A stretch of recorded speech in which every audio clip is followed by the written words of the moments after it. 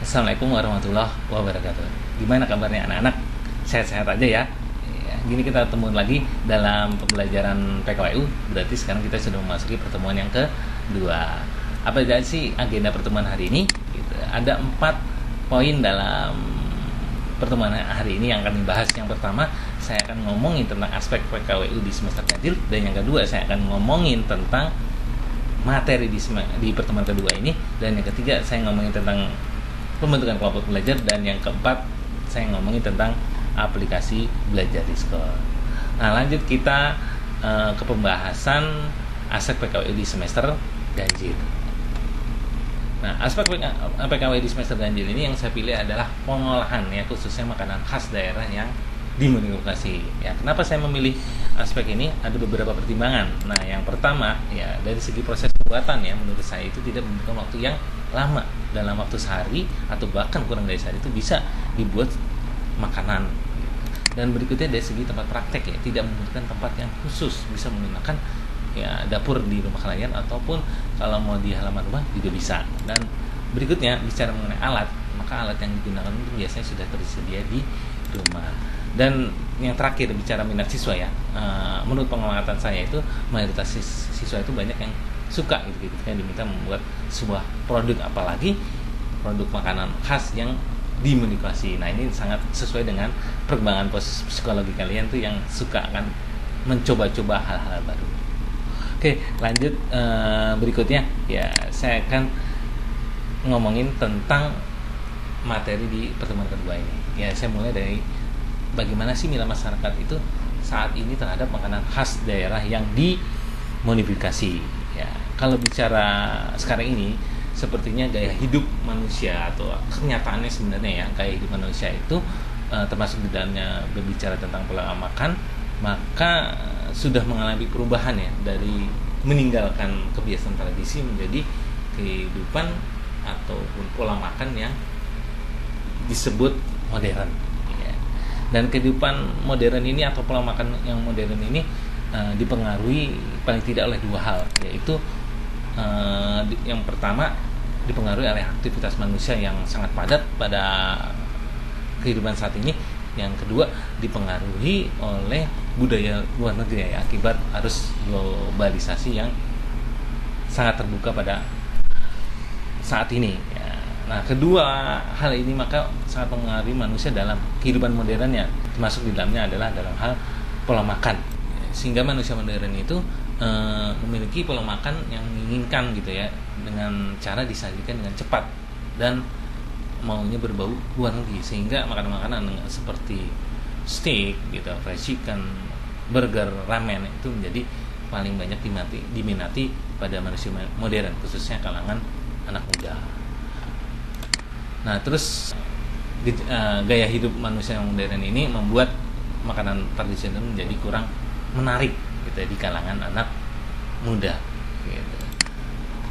Nah, berikutnya, ya, saya akan membahas tentang peluang usaha makanan khas daerah yang dimodifikasi. Setelah kita tadi membahas tentang bagaimana sih minat masyarakat terhadap makanan tradisional, ya, berikutnya saya akan membahas tentang peluang usaha makanan khas daerah yang dimodifikasi.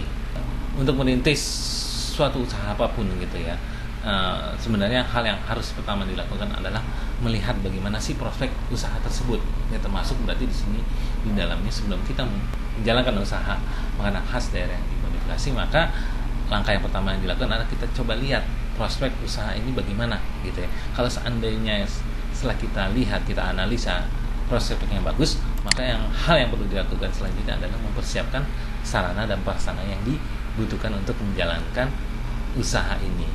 Dan apabila usaha makanan khas daerah ini sudah berjalan, maka hal yang perlu dilakukan adalah melakukan pengembangan ide gitu, ya, terhadap pengolahan makanan tradisional, sehingga bisa menciptakan jenis atau modifikasi makanan yang baru, sehingga bisa bersaing dengan makanan-makanan fast food atau makanan yang berasal dari luar negeri.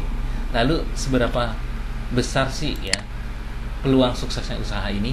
Sebenarnya tetap memiliki peluang sukses yang besar, ya, asal usaha makanan khas daerah ini melakukan modifikasi gitu, dan dilakukan dengan cara yang modern dan yang pastinya dikerjakan secara profesional. Nah, berikut ini saya akan tampilkan bahwa makanan khas daerah yang dimodifikasi, dilakukan secara modern dan dikerjakan secara profesional bisa sukses. Nah, inilah contoh bisnis makanan khas daerah yang bisa sukses. Ya, nama makanan khas daerahnya adalah martabak, ya, dengan merek pedagang Markobar, dan tentunya kalian sudah sangat familiar ya dengan martabak ini. Ya, ternyata martabak ini ya mampu ya menghasilkan omset itu sebesar ya 2 juta sampai 5 juta per harinya. Apalagi tinggal dikalikan berapa puluh hari itu dalam sebulan, dan dikalikan lagi dengan jumlah cabang yang dimiliki oleh bisnis martabak ini yang memiliki sejumlah 15 cabang di kota-kota besar yang ada di Indonesia.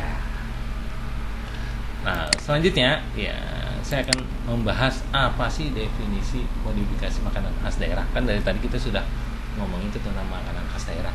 Lalu apa sebenarnya definisinya gitu.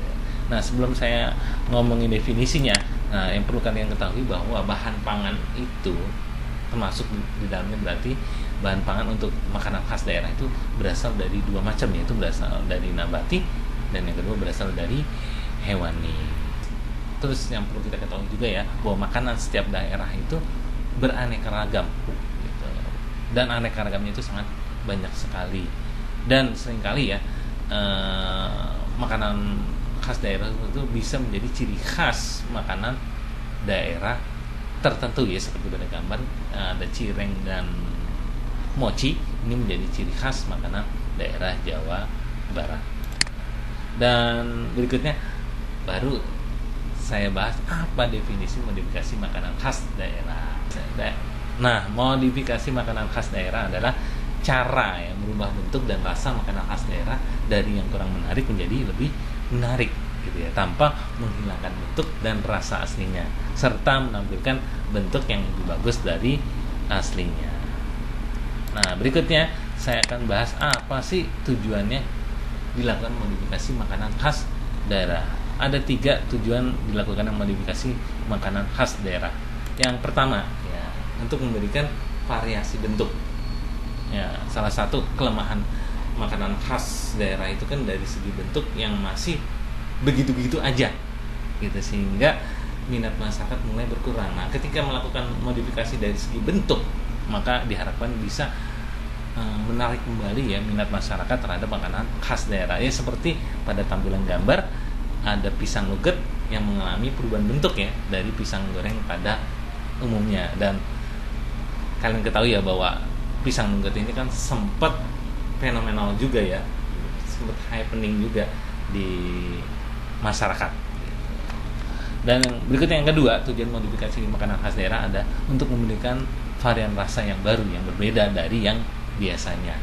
Dan ini banyak yang dilakukan ya oleh pengusaha ketika memodifikasi makanan khas daerahnya, seperti tadi martabaknya anaknya Jokowi ya.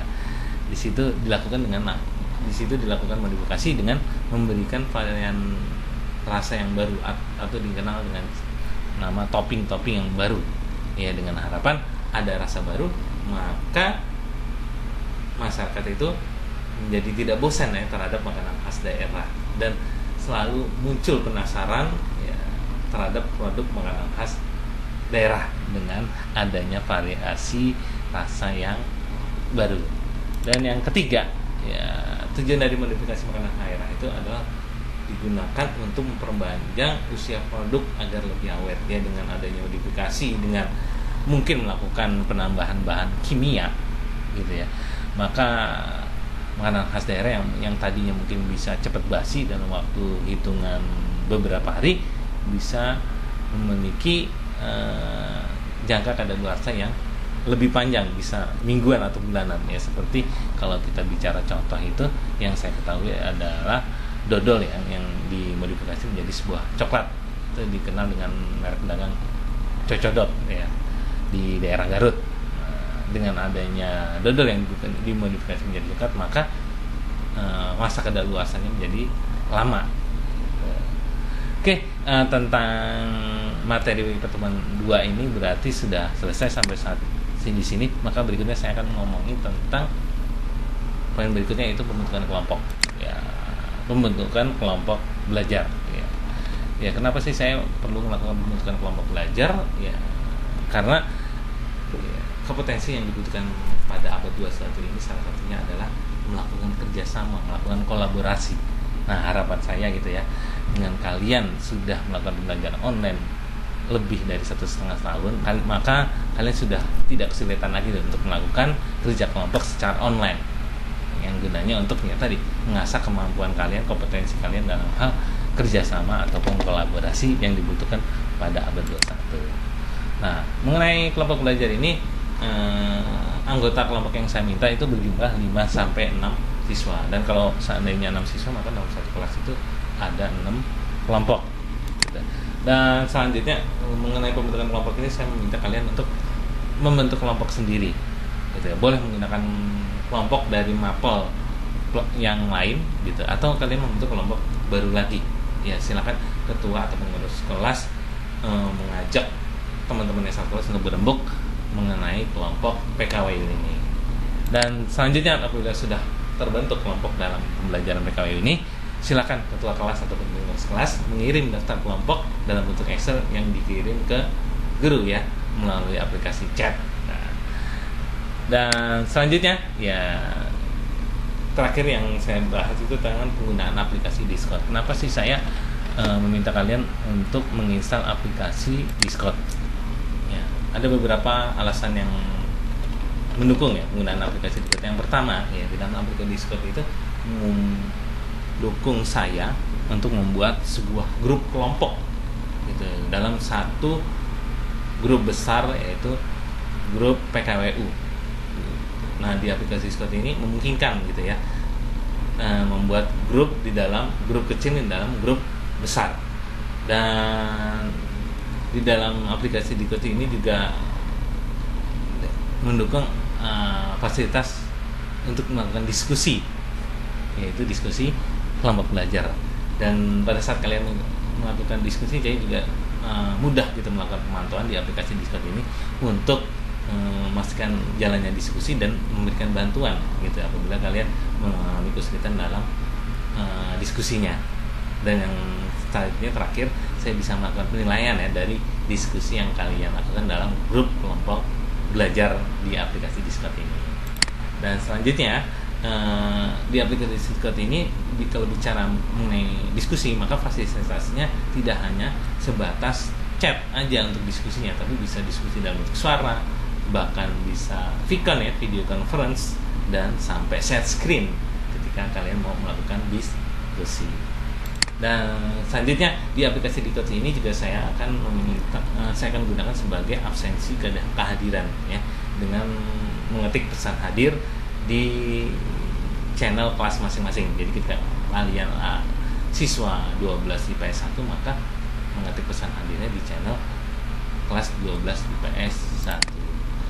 Dan di aplikasi Discord ini juga saya akan membagikan gitu atau share materi dan tugas, baik itu kelompok maupun individu, yang nanti akan saya buat channel sendiri, yaitu channel materi dan tugas. Dan kalian dari situ bisa mengambil materi, melihat materi dan tugas tentunya. Dan selanjutnya ini berdasarkan pengetahuan saya, ada beberapa dari kalian yang nama profilnya belum sesuai nama absen, sehingga kesulitan bagi saya gitu untuk memasukkan ke kelompok kelas. Nah, agar saya bisa memasukkan kalian yang nama profilnya tidak sesuai dengan nama absen ke kelompok kelas, ke channel kelas, maka silakan boleh dirubah profilnya ataupun melakukan perkenalan ya di channel umum, sehingga saya tahu, oh kalian itu adalah si A. Oke, itu tentang penggunaan aplikasi Discord.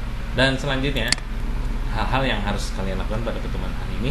Yang pertama, kalian saya minta absen di Discord ya, sesuai channel atau grup kelas masing-masing, kecuali tadi yang nama profilnya belum sesuai nama, di absen gitu ya, berarti melakukan absensi di channel umum atau grup umum. Dan selanjutnya ya kalian saya minta untuk membuat kelompok belajar yang terdiri tadi dari 5 sampai 6 siswa. Dan kalian juga akan saya minta mengerjakan soal pretest, di mana linknya nanti akan saya bagikan di aplikasi Discord di channel umum. Dan terakhir, sebelum kita tutup, saya sampaikan bahwa pertemuan selanjutnya saya akan membahas tentang rencana usaha. Jadi melanjutkan pembahasan di pertemuan pertama tentang rencana usaha. Ya, saya kira sampai sini aja untuk pembahasan pertemuan kedua. Terima kasih sudah mengikuti pembelajaran pertemuan kedua ini dengan baik.